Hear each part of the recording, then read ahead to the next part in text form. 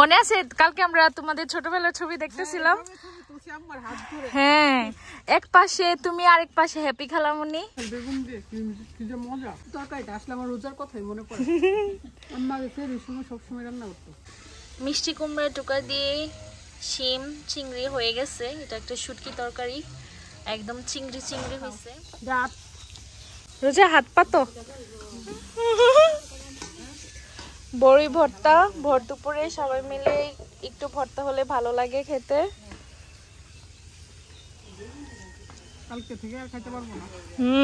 ইনশাআল্লাহ কালকে থেকে আমরা সবাই রোজা থাকবো। আজকে বেগুন দিয়ে মাছ দিয়ে তরকারি, এটা অনেক মজা। আর এখানে অনেক ধোয়ার জন্য কিছু দেখা যায় না ভালোভাবে। তো কাঁচামরিচ দিয়ে দিচ্ছি আর এখন ধনিয়া পাতা দিয়ে দিলাম। তো বেগুন ভাজা আর মাছ ভাজা এটা একটা তরকারি রান্না করছি। আর এখানে হচ্ছে শুটকি পাঁচমিশালি চিংড়ি মাছ দিয়ে সিম বেগুন। আজকে সবকিছু সবজি, না মাংস খেতে ভালো লাগে না কারোরই, তো আজকে হচ্ছে সবকিছু একদম সবজি স্পেশাল। আমাদের মিষ্টি কুমড়ার ডুকা দিয়ে শিম আর চিংড়ি হয়ে গেছে।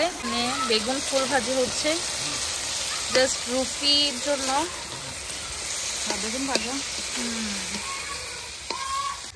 মিষ্টি কুমড়ার ডুকা দিয়ে শিম চিংড়ি হয়ে গেছে। এটা একটা শুটকি তরকারি, একদম চিংড়ি চিংড়ি হয়েছে। দেখতে মনে হচ্ছে অনেক মজা হবে।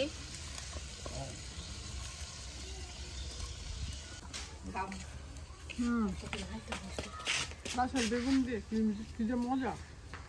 গাছের বেগুন আর সাথে কি এই তরকারিটা অনেক মজা। তরকারিটা আসলে আমার রোজার কথাই মনে পড়ে। আম্মা এই সময় সবসময় রান্না করতো।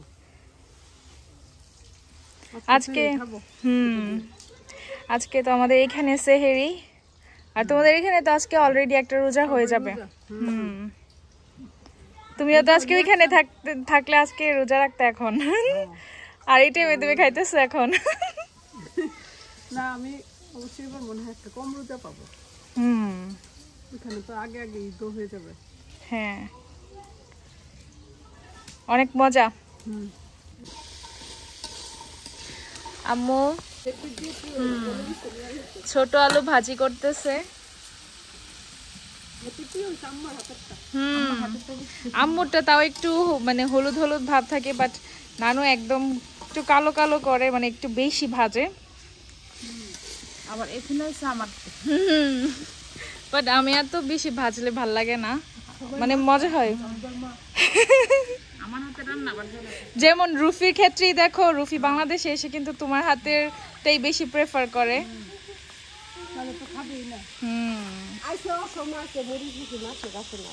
ও ছোট মরিচ,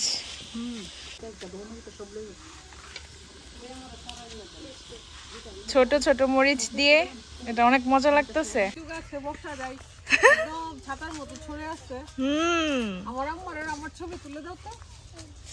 মনে আছে কালকে আমরা তোমাদের ছোটবেলার ছবি দেখতেছিলাম?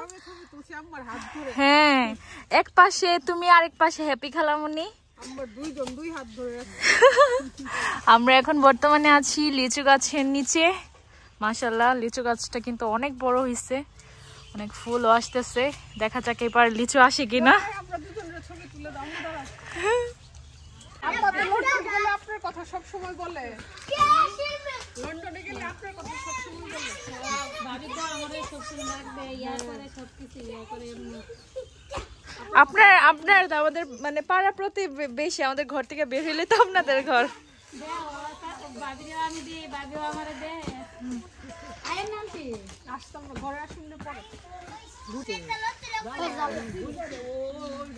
অনেক মুকুল আসছে আমের। লিচু গাছেও আসছে ফুল।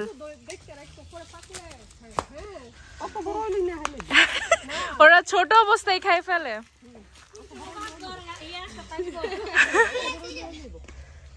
থাকলে তারপরে এটা খাইলে না মজা পাইলে হইলে হ্যাঁ যাই কেন ওর ওর জন্য তো ভালো একটা ছায়া একটা জায়গার মধ্যে বসছে আরাম করে তুই যে শুয়ে তো তোর বড় আব্বা তো দোয়াটা পাইবো তো আব্বা এর অনেক লাইক করতো